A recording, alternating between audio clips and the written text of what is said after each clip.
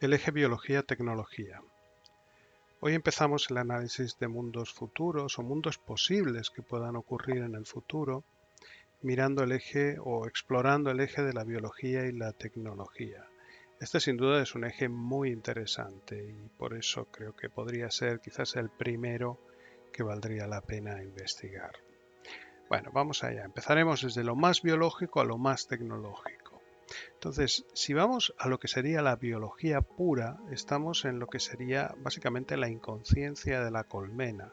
No tiene por qué ser realmente una colmena, pero es que de hecho, cuando la biología es lo que se impone, todo se supedita al imperativo evolutivo basado en lo que es el ADN. Entonces, lo que tenemos es eficiencia biológica, que el DNA o el ADN manda sobre todas las cosas. Tenemos cooperación y sacrificio absoluto dentro de una línea genética, lo que quiere decir que todos los organismos que están emparentados de una manera importante son capaces de sacrificarse de forma muy altruista, y esto sucede, por ejemplo, en nuestro cuerpo, cuando las células se sacrifican sin ningún problema para salvar a la totalidad, pero no tienen individualidad por esa misma razón. Y esto lleva a que cuando hay capacidad de integración de información, lo que hay son lo que se llamarían mentes colmena. Y bueno, tal como decía, el individuo no existe en sí mismo, sino que es una expresión de la totalidad. Ejemplos, de siempre, ¿no? Hormigas, abejas, células de un cuerpo, etc.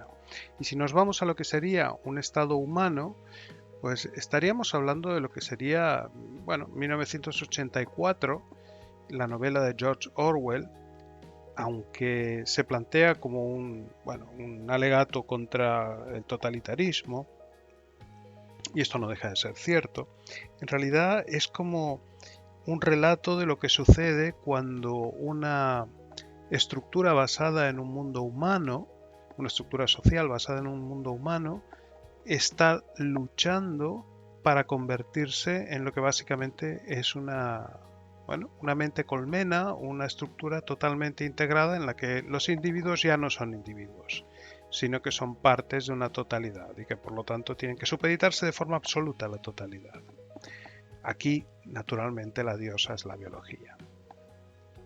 En el siguiente paso, pues estaríamos en lo que sería la mente incipiente, cuando ya tenemos biología y cultura, pero que van en tándem. Ninguna de las dos realmente domina sobre la otra, pero están juntas. Entonces aquí tenemos lo que, de forma muy importante, aunque antes también sucedía en el caso de la biología, la selección sexual es muy poderosa, pero también tenemos presión selectiva del entorno biológico en paralelo con selección memética, o sea, con una selección que está basada en la cultura, basada en transmisión de información que no está en el DNA, sino que está en los cerebros de los organismos que forman parte de esta estructura que está siendo seleccionada. Tenemos cooperación y sacrificio relativo dentro de una línea genética, porque ya empezamos a tener situaciones en las cuales incluso cuando la genética pareciera indicar una cosa, pues suceden a veces otras debido a desviaciones debidas a la memética. Tenemos transmisión de cultura mediante la imitación, todavía no estamos en un entorno realmente humano, y tenemos individuos fuertemente diferenciados, pero que son muy efímeros. Ejemplos son manadas, grupos de animales en jerarquías cambiantes. Entonces, el punto, digamos, de inflexión de todo esto es lo que sería, en un sentido humano, la expulsión del Edén. Cuando se empieza a descubrir la ciencia del bien y del mal, que en realidad es dejar atrás la inconsciencia de la biología, dejar atrás la mente colmena o cualquier otra forma de ver un mundo que básicamente es inconsciente, y pasar a un mundo en el que existe la conciencia, pero que no existe una plena claridad sobre las implicaciones de lo que es la conciencia. El siguiente mundo sería la humanidad, que es cuando la cultura toma realmente el control de la situación. Entonces tenemos elevada inteligencia, pero aún más elevada capacidad memética. O sea, los memes dominan sobre la biología, pero también dominan sobre la inteligencia. tenemos transmisión de la cultura mediante tecnología que es exosomática, o sea que está fuera del cuerpo de la persona o del organismo que hablemos. Y en nuestro caso, que es el ser humano, estamos hablando de literatura. Y cuando digo literatura no me refiero específicamente o únicamente a la letra escrita en la que hay relatos, sino que me refiero a cualquier tipo de transmisión de información que básicamente es escrita, es utilizando pues nuestra forma de comunicarnos, que primero fue oral y luego se ha vuelto codificada. Sigue habiendo selección sexual, pero hay muchísima selección memética, y luego hay mucha explotación y exploración como factor determinante y dominante de la cultura. Básicamente es una fase de expansión de los organismos por lo que es en este planeta. Las estructuras organizativas son muy complejas, estamos hablando básicamente de la humanidad, y hay mucha inestabilidad, en la dirección de la presión selectiva. Esto significa que en poco tiempo la dirección en la cual la selección natural, porque siempre es natural, actúa, pues es diferente y por lo tanto no da tiempo a que se seleccionen los genes que están optimizados para ese comportamiento determinado. Por lo tanto, todas las necesidades tienen que estar cubiertas por la cultura, no por la genética. Y aquí, evidentemente, la diosa es la cultura. Y quizás el elemento más importante, si antes hablábamos de George Orwell y de 1984, aquí quizás el más importante sería Kurt Gödel, ¿no? y su teorema de la incompletitud, porque lo que realmente importa aquí es que, tal como pongo en el primer punto, nuestra inteligencia es elevada, pero aún mayor es nuestra capacidad memética. Por lo tanto, podemos pensar cosas que no somos capaces de entender, que no somos capaces de demostrar. Entonces ya hemos llegado a un punto en el que nuestra mente propone cosas que no podemos llegar a alcanzar.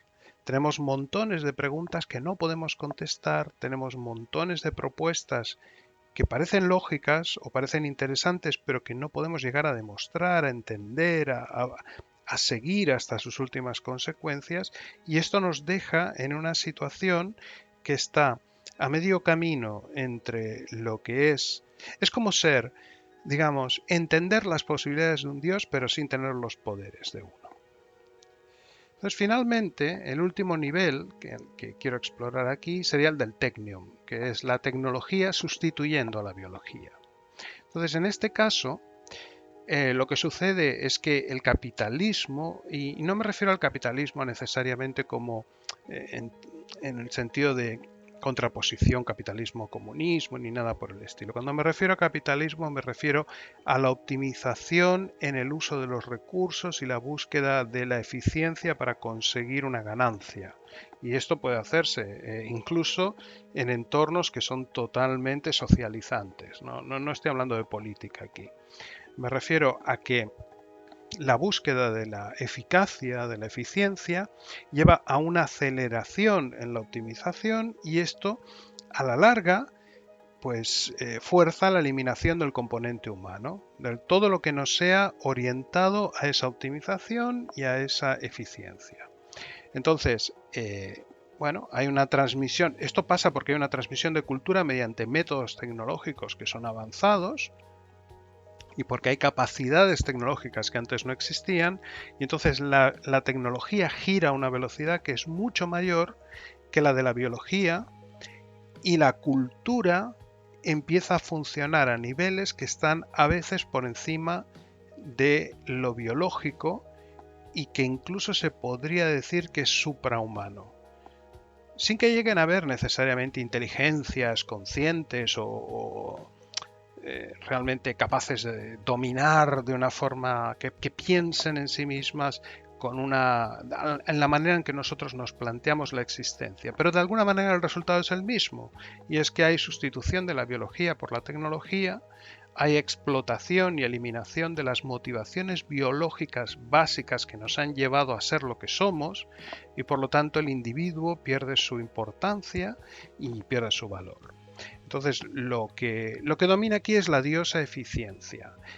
Y a la larga, si esto se lleva al extremo, pues el ser humano deja de existir y lo único que hay, pues hay sistemas que actúan de forma tremendamente eficiente y unos entregan a otros, pero no hay nadie, no hay nadie humano allí, ¿no? Lo podríamos ver como Skynet o algo así, pero no tiene por qué haber necesariamente una guerra ni una destrucción deliberada del ser humano. Simplemente el ser humano va volviéndose obsoleto y él mismo pues quizás se vaya reemplazando por elementos tecnológicos.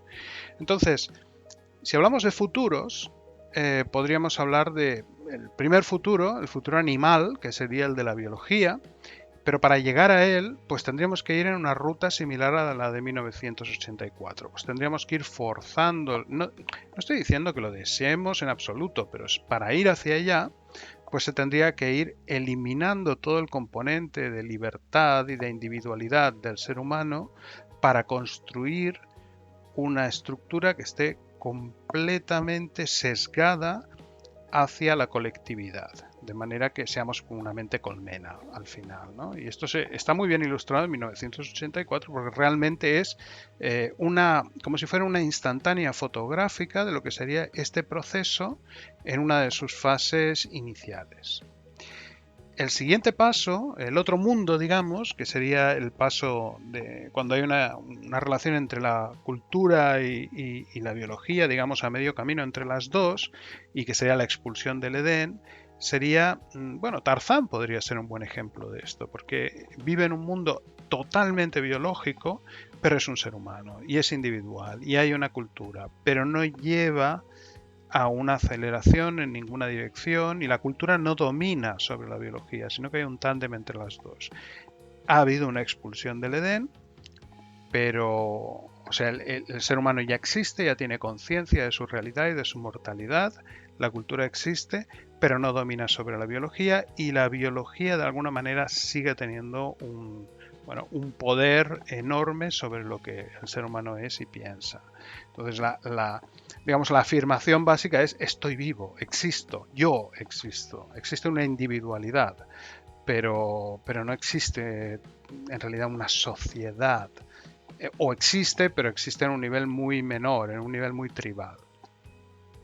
El siguiente pues sería lo que sería el auténtico Homo sapiens, porque el Homo sapiens genéticamente será igual al anterior, pero también necesita esa realidad externa que está construida por la cultura y que en este caso ya empieza a dominar sobre la biología. Y un buen ejemplo de lo que sería un mundo de este tipo es un mundo de ciencia ficción, evidentemente, porque se viaja por el espacio y todo esto, pero incluso sin viajar por el espacio sería un buen ejemplo, sería el de Dune. Un mundo que es muy avanzado, pero en el cual no hay realmente inteligencias artificiales y que todo lo hacen los seres humanos y que la sociedad es controlada mediante la memética, pero es memética humana, no es una memética suprahumana. Es el ser humano que ha ido expandiendo sus posibilidades dentro de lo que es su biología y su capacidad de raciocinio hasta llegar a unos niveles en los cuales, bueno, quizás no pueda ir más allá, pero ha llegado muy lejos. Y como decía antes, pues aquí el problema es Gödel, ¿no? Es que hay muchas cosas que llegamos a vislumbrar, pero que no podemos llegar a dominar, porque no llegamos. Podemos proponer mucho más de lo que somos capaces de hacer. Este sería el mundo de Dune.